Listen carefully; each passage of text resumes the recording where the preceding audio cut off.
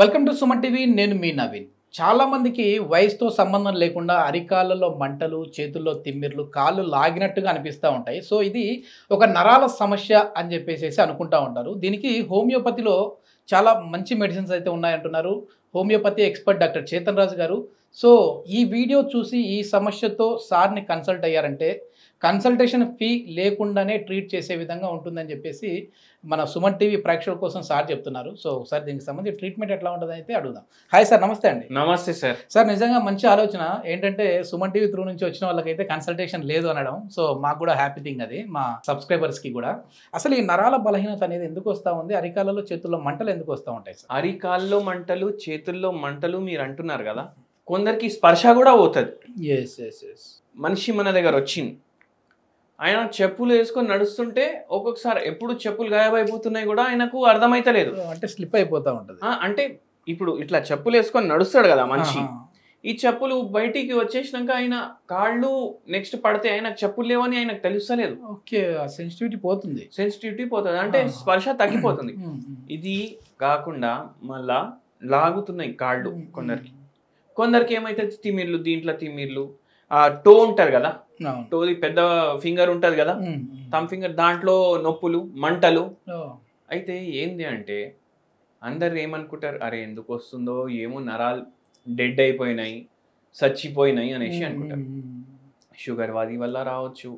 ఇంతకుముందు నేను ఎక్స్ప్లెయిన్ చేసిన అరికాల్లో మంటలు ఉన్నాయి, అరికాల్లో తిమిర్లు ఉన్నాయి, కాళ్ళు లాగుతున్నాయి అంటే మన నడుము భాగంలో ఏమైనా డీజనరేషన్ అయింది. డీజనరేషన్ డిస్క్ డిజీజ్ అనేసి అంటారు, స్పాండిలోసిస్ అనేసి అంటారు, సియాటికా అనేసి అంటారు. దానివల్ల అవుతుంది. ఇప్పుడు చేతుల్లో కూడా అవుతుంది, కాళ్ళల్లో కూడా అవుతుంది, అంటే మెడలో కూడా ప్రాబ్లం ఉంది. ఇది కాకుండా ఇప్పుడు నేను మీకు ఒకటి చెప్తా. ఇప్పుడు నరాలు దెబ్బపడి మన దగ్గర ఒక పేషెంట్ని ఆదిలాబాద్ నుంచి తెచ్చిండ్రు. ఒక 3 ఏళ్ళు అవుతుంది తెచ్చి. ఆయన వస్తుంటే ఆయనకు సెరిబ్రల్ ఎటాక్సియా ఉంది. అంటే ఏంది అంటే ఏ టాక్సియా, టాక్సీ ఉంటది కదా, taxi, Uber taxi, Ola taxi అంటే ఏంది, ఏది జరుగుతుంది దాన్ని టాక్సీ అంటారు. ఏ టాక్సియా అంటే జరగలేకపోతుండు, నో మూమెంట్, జరుగుడు లేదు. అంటే ఎవరైనా ఇద్దరు పట్టుకుంటే జర్ర జర్ర జర్ర జర్ర నడుస్తుంది. మళ్ళా గేట్ డిజార్డర్ ఉంది. అంటే ఇప్పుడు మనం ఎట్లా నడుస్తాం, చక్కగా నడుస్తాం, ఆయనకు అట్లా చక్కగా నడుస్తలేదు. ఆయనకు ఏంది అంటే ఎక్కడ నేను కాళ్ళు వేస్తున్నానో ఆయనకు అర్థమైతలేదు. అట్లా వచ్చిండ్రు వాళ్ళు, బ్యాలెన్స్ తప్పిపోతా. అయితే ఇది ఎందుకైంది అంటే స్ట్రోక్ వల్ల అయింది. ఇప్పుడు పక్షవాతం ఉంది. పక్షవాతం వస్తుంది కదా, ఈ చేతిలో ఉన్న నరాలు డ్యామేజ్ అయితే మీరు చెప్పండి, డ్యామేజ్ కావు. చేతుల్లో ఉన్నవి, కాళ్ళలో ఉన్నవి డ్యామేజ్ కావు. ఇది బ్రెయిన్ లో స్ట్రోక్ వస్తుంది. బ్రెయిన్ లా స్ట్రోక్ వస్తుంది, లేదంటే ఇస్చిమియా వస్తుంది. అంటే బ్లడ్ సప్లై సడన్ గా పెరిగిపోయి అక్కడ హెమరేజ్ అవుతుంది. అంటే రక్తం జమ అయిపోవడం వల్ల స్ట్రోక్ రావడం ఒకటి, రక్తం ఆగిపోవడం వల్ల స్ట్రోక్ రావడం ఇంకొకటి. సో దానివల్ల ఏమవుతుంది, పక్షవాతం వస్తుంది. పక్షవాతం వచ్చుడు వల్ల ఈ పేషెంట్ కి స్ట్రోక్ వల్ల క్లాట్లు ఏవైతే ఉండే కదా అవి తగ్గిపోయినాయి. కానీ ఏంది, ఇంకా కాళ్ళు చేతులు సరిగా పనిచేస్తలేవు. ఇట్లాంటి కండిషన్ లో వచ్చిండ్రు మన దగ్గరికి. జర్ర జర్ర జరుగుతున్నాయి కానీ కాళ్ళల్లో స్పర్శ లేదు, కానీ తిమ్మిర్లు, చీమలు కరిచినట్టు అవుతుంది. కానీ ఇప్పుడు నడుస్తుండు, ఏమన్నా కంకరాలు కాళ్ళ కింద వస్తే ఆయనకు అనిపిస్తలేదు. అర్థమైంది కదా మీకు? అయితే ఇక్కడ నేను ఎట్లా సింపుల్ లాంగ్వేజ్ లో మీకు ఎక్స్ప్లెయిన్ చేస్తాను. ఫోన్ కి చార్జర్ ఉంటుందా? చార్జర్ కి ఏమేమి ఉంటాయి, వైర్ ఉంటుంది, అడాప్టర్ ఉంటుంది. వైర్ నరం అనుకోండి, మీరు దాన్ని కట్ చేసిండ్రు అనుకోండి, ఇప్పుడు మీ ఫోన్ ఛార్జ్ అవుతుందా? కాదు. కానీ ఇది కట్ చేయలేదు మీరు. కానీ ఏంది, చార్జర్ అడాప్టర్ లోపట ట్రాన్స్ఫార్మర్ ఉంటుంది. ట్రాన్స్ఫార్మర్ ఖరాబ్ అయింది అంటే దాంట్లోకి వెళ్ళి ఈ ఛార్జింగ్ వైర్ల కరెంట్ పాస్ అవుతుందా? కాదు. అప్పుడు ఛార్జింగ్ ఎక్కుతుందా? ఎక్కదు. అట్లనే ఇప్పుడు మీరు మెట్లు ఎక్కాలనుకుంటారు, ఎక్కుతారా? లేదు. ఎందుకంటే ట్రాన్స్ఫార్మర్ ఖరాబ్ అయింది కదా. ఏదైనా సెంట్రల్ నర్వస్ సిస్టమ్ నుంచి మీకు ఇంపల్స్ వస్తలేదు. అందుకే ఆ పేషెంట్ కి అట్లా అయింది. ఇప్పుడు ఏంది, వస్తే వస్తుంది, లేకపోతే లేదు అనేసి చెప్పేసిండ్రు వాళ్ళకు. మనం చెప్పినాము పక్షవాతం వచ్చింది ఇంతకు ముందు, ఇప్పుడు క్లాట్లు కూడా తగ్గినాయి.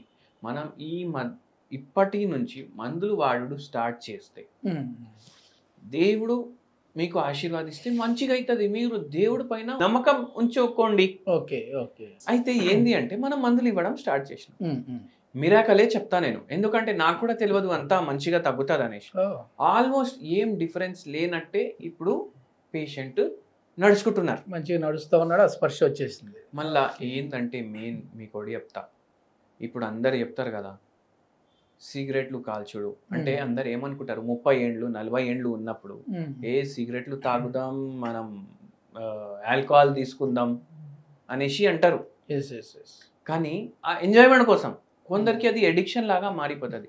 ఇప్పుడు ఈ పేషెంట్కి కూడా అట్లనే ఉండే, ఆ ఆల్కహాల్ తీసుకోవడం వల్ల సిగరెట్లు తాగడం వల్ల షుగర్ వచ్చింది. షుగర్ని కంట్రోల్ చేసుకోలేదు, అది ఏమైంది స్ట్రోక్ లాగా దెబ్బ తిన్నది బాడీ. ఇవన్నీ కలిసి వచ్చినాయి. అయితే అందుకే మన హెల్త్ గురించి, మన ఆరోగ్యం నుంచి మనం ఆలోచించుకోవాలి. ఇప్పుడు ఒక హోమ్ రెమెడీ కూడా చెప్తాను. ఇటువంటివి మనకు పక్షవాతం కానీ, నరాలు దెబ్బపడినా, చచ్చుబడినా మనము ఏం చేయాలంటే ఏ దాంట్లో ఎలక్ట్రోలైట్లు కరెక్ట్గా ఉంటాయి అవి ఎక్కువ కన్జ్యూమ్ చేయాలి. Okay okay. ఫ్రూట్స్ ఉంటాయి కదా, స్పెషలీ యాపిల్, దాంట్లో ఐరన్ ఉంటుంది. యాపిల్ ఒకటి, బీట్రూట్ ఒకటి. ఓకే. ఇవి రెండు, ఇవి కాకుండా మళ్ళీ క్యారెట్ ఒకటి, ఏబిసి అంటారు దీన్ని. ఓకే. ఏమంటారు? ABC. Apple, beetroot, carrot. Okay. చాలా మంది ఏం చేస్తారు, దీన్ని జ్యూస్ తీసి తాగుతారు, దాన్ని ఏబిసి జ్యూస్ అంటారు. Okay okay. ఏబిసి మీరు డైలీ గ్రైండ్ చేసుకోండి. ఇది ఫిల్టర్ చేస్తే జ్యూస్ అవుతుందా? అవును. ఫిల్టర్ చేయకండి, గట్లనే తాగండి. అట్లనే తాగితే ఏమవుతుంది, ఫైబర్ కూడా పోతుంది, మీకు ఈ నరాలకు సంబంధించి కూడా హెల్ప్ చేస్తుంది. దాని తర్వాత మీకు బై ఛాన్స్ కాన్స్టిపేషన్ కూడా ఉంది అంటే దాంట్లో కూడా హెల్ప్ చేస్తుంది మనకు. ఫైబర్ రిచ్ ఉంటుంది కదా. ఇప్పుడు కాన్స్టిపేషన్ రావడానికి కారణం ఏముంది, మనం బర్గర్లు తింటాం, దాంట్లో మైదా పిండి నింపి ఉంటుంది, మళ్ళా ప్యాటీ ఉంటుంది, అది ఏమో చికెన్ ముక్క ఉంటుంది, లేకపోతే మటన్ ముక్క ఉంటుంది, దాంట్లో ఫైబర్ ఉండదు. అట్లనే తింటాం, డైలీ మలబద్ధకంతో పరేషాన్ అయ్యి గంటలు గంటలు కూర్చుంటాం. అది కూడా తగ్గుతుంది, మనకు జర నరాలు కూడా మంచిగా అవ్వడానికి పనిచేస్తుంది. సో ఇది వాడి వచ్చి కమెంట్ చేయండి. మీకు షుగర్ వ్యాధి ఉన్న వాడండి, బీపీ వ్యాధి ఉన్న వాడండి, ఎటువంటి వ్యాధి ఉన్నా ఇది హెల్ప్ చేస్తుంది మనకు.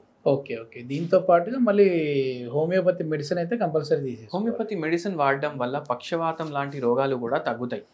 ఒక్కసారి అయితే నరాలు దెబ్బపడి ఇట్లా జస్ట్ చిన్న ఇట్లా చాలా మైల్డ్ స్ట్రోక్ వచ్చింది. మైల్డ్ స్ట్రోక్ వచ్చినప్పుడే పేషెంట్కి తెలిస్తే మనం అప్పుడే ఒకటి మెడిసిన్ ఇచ్చినాం పేషెంట్కి. నేనేం చెప్తానంటే అందరు ఇది హోమియోపతిలో ఇంత మిరకల్ కూడా అవుతుంది అనేసి ఒక్కొక్కరు మన క్లినిక్కి వచ్చిండ్రు, మనకు స్ట్రోక్ లాంటి సిమ్టమ్లు కనిపించినాయి, జర ఇట్లా తేడా అయిపోయింది చెయ్యి, మనం మెడిసిన్ ఇవ్వంగానే గంట సేపులో మళ్ళా చెయ్యి పనిచేసుడు స్టార్ట్ అయిపోయింది. ఆ లోపు వాళ్ళు హాస్పిటల్కి వెళ్ళిండ్రు, అక్కడ కూడా చెకప్ చేయించుకుంటే వాళ్ళకు తెలిసింది చిన్న చిన్న క్లాట్ ఉంది అనేసి. అయితే అది కూడా బెటర్ అవుతుంది హోమియోపతి తోటి. మొత్తానికి చాలా మందికి ఉన్న అపోహ ఏంటంటే హోమియోపతి మెడిసిన్స్ అనేవి చాలా దీర్ఘకాలికంగా వాడితేనే రిజల్ట్స్ ఉంటాయని చెప్పేసి అంటుంటారు, కానీ అట్లా ఏం కాదు. సో హోమియోపతిలో కూడా చాలా మెరాకిల్స్ చేయొచ్చు. 1 అవర్లోనే మనం రిజల్ట్స్ కనపడ్డాయి, అంటే స్టార్టింగ్ స్టేజ్లో వచ్చినప్పుడు 1 అవర్లోనే రిజల్ట్స్ కనపడ్డాయి అంటున్నారు. సో ఏదైనా ఈ పెరాలసిస్ కావచ్చు, లేదంటే నర్వ్కి సంబంధించిన డిసీజ్ కానీ ఉన్నాయి అంటే హోమియోపతిలో ది బెస్ట్ మెడిసిన్స్ ఉన్నాయంటున్నారు celebrity homeopathy expert doctor Chetan Raju గారు. సో ఈ సమస్యతో ఎవరైనా బాధపడతామంటే కింద ఇస్తున్న కాంటాక్ట్ నెంబర్ ద్వారా మీరు సార్ని కన్సల్ట్ అవ్వచ్చు. మన సుమన్ టీవీ త్రూ నుంచి ఈ వీడియో చూసి వెళ్ళిన వరకు అయితే consultation free. Thank you sir.